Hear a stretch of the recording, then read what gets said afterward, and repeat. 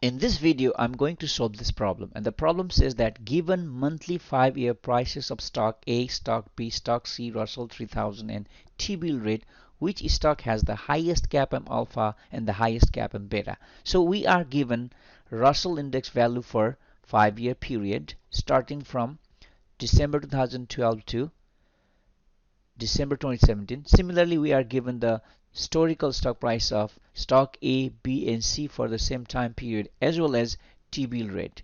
And to save space, I have hidden few rows here, otherwise the data would be too big. So given this information, the question is asking find out CAPM alpha and CAPM beta and figure out which stock has the highest CAPM alpha, which has the highest CAPM beta. Remember, CAPM of alpha and CAPM beta are used to sort stock, and we can use those sorted stock to make a portfolio or to evaluate the performance. And one more thing, we should know that CAPM alpha and CAPM beta are always related to excess return. Therefore, before you compute CAPM alpha and beta, you need to find out the excess return. And excess return is always equals to return of the individual stock minus the risk-free rate.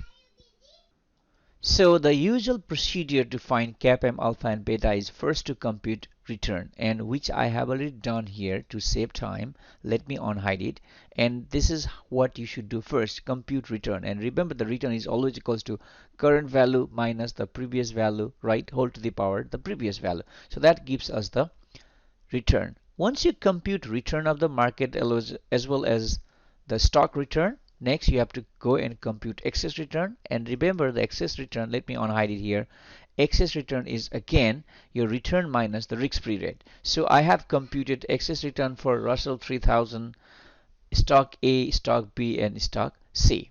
So this is our second step: find out the excess return of the market as well as each stock. So once you compute excess return, now we can use Excel's intercept and slope function and compute CAPM alpha as well as beta. So let me go and compute CAPM alpha for stock A. It's going to be intercept right here, the intercept function, right, and y value. Remember, y value is always the stock return. So in this case, stock A, right, since I'm computing CAPM alpha for stock A, comma, x value is always going to be market return. And in this typical example, we are using Russell 3000 as a market return. You can use S&P 500.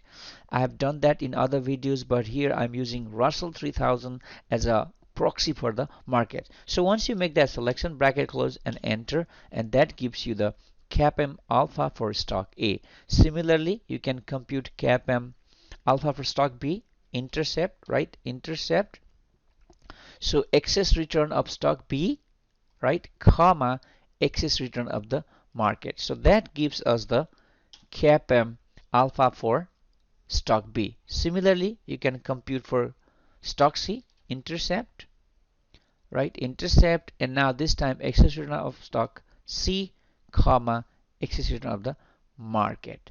So that gives us the CAPM alpha. So I computed CAPM alpha for all these three stocks, and it seems that stock B has the highest CAPM alpha, meaning stock B is providing higher risk adjusted return as compared to stock A and stock C. That's how you interpret, right?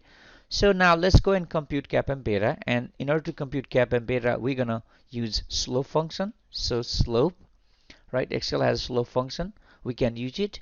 And again, y value is always again the stock return.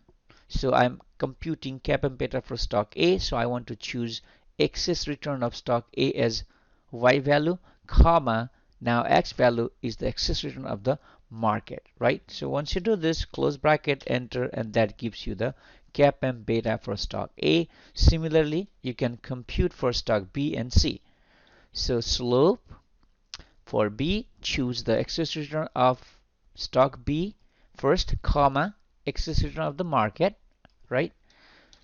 Next, you can compute slope. Again, this is for stock C. You can choose the excess return of stock C as a y value, comma, excess return of the market as a x value. So that gives us the CAPM beta for stock C. And as you can see, if you look at these three, and stock A has the highest beta, right? But its beta is close to 1. So we would say that stock A is on average has a similar risk as compared to the market. And stock C has the lowest beta, which means stock C is less risky than the average market.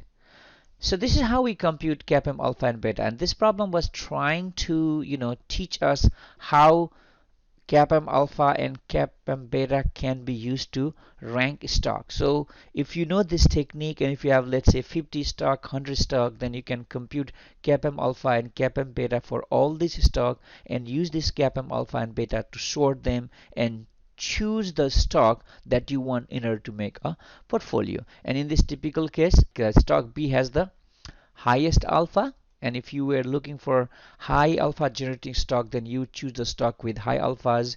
And stock A has the highest CAPM beta. If you wanted to make a defensive portfolio, then you would choose the stock with the low betas. So this is an application of CAPM in portfolio construction and portfolio evaluation. All right, thank you.